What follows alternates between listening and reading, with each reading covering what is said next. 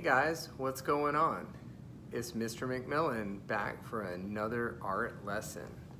This week we're going to talk about maps. Did you know that a person who draws maps is called a cartographer? And that's not one you hear every day.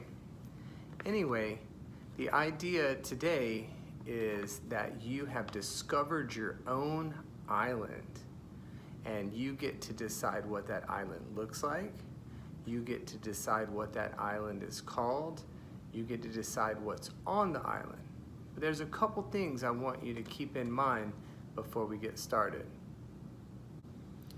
Your map is going to need a title.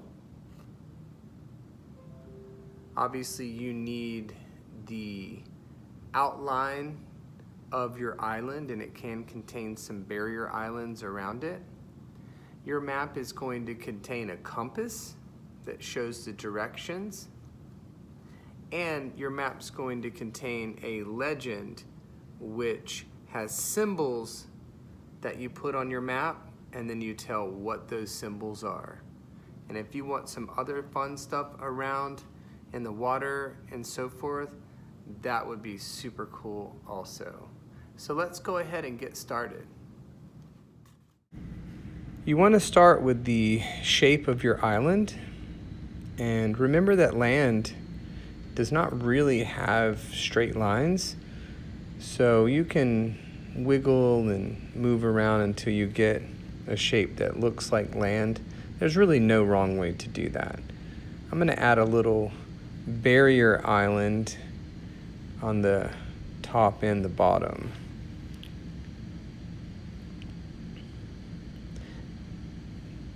Next, I'm going to go ahead and draw the box for my legend. And the legend is where you're going to put all the information to be able to read the map. So don't make this area too small. Notice I'm making mine very large over in this part of the paper. And I'm going to give it a title, which is Legend.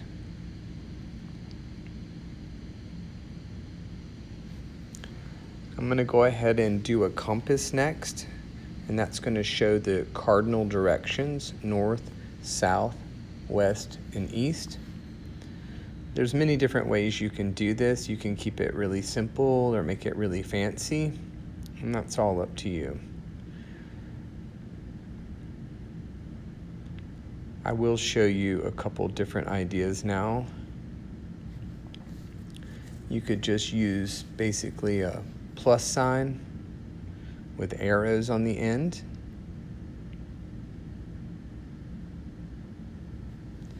Remember, north is top, west and east, that spells we.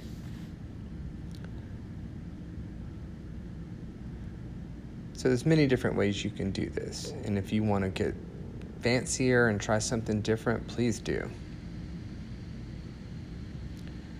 So once you have your compass on your map, you're going to want to give it a title. Mine is called Nowhere Island, which is kind of a play on words because you think, well, it's in the middle of nowhere, but then I use the word no like you know where. Anyway, don't use my title. Come up with your own, and don't use Total Drama Island. Come up with something very original. I'm going to go ahead and underline that so that it really stands out, and maybe add some little decorative elements beside it as well. So once that is complete, it's time to start deciding what's on my island. Adding geographical features such as mountains and forests and deserts and things like that's always a good way to go. Notice that I'm adding the mountains to the legend, and that's where I'm going to give them a name. These are the mystical mountains.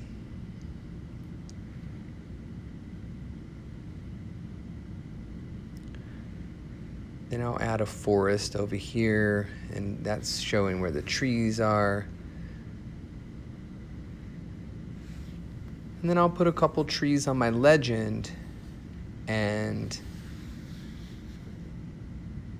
give that a name as well. It's the Fantastic Forest. So you'll move through and add a lot of fun details. Remember that this is an island that you discover, and you can put whatever you want on it. Like, what would you really love to find on this island?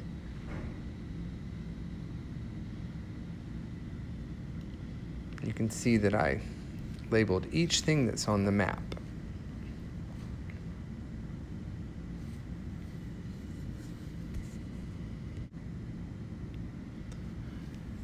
So make sure you have a title, a compass, and a legend. If you look at pictures of really old maps, and a lot of them are really beautiful artworks, and they draw ships out in the water, and they might draw some sort of sea life, such as a whale or a kraken, sea monster.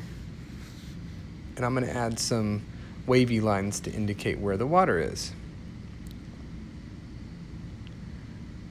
And now it is time to color. Now when you color this, really color your key features. I'm not looking to color the entire map because I want to make it look old. So I'm just going to color in my key features, such as the mountains, and I'll make them match the mountains on the legend. And I'll go through each part and add color to those areas. But notice that I didn't really color the land or the water. I did use white on the castle because that comes out pretty cool with what I'm trying to do next. So the next part of the project is optional. I'm going to crumple my map to make it look older, and I seeped a tea bag in some water, which you can get a family member to help you with if you have a tea bag. And I took that tea bag once it cooled down, and I'm going to take it out of the water and dab it onto the paper. And once it seems kind of dry, I'll dip it back into the tea and just press it onto the paper. And I'm going to try to go all the way around. There are other things that you could use for this, such as diluting brown paint and lightly brushing it over the paper.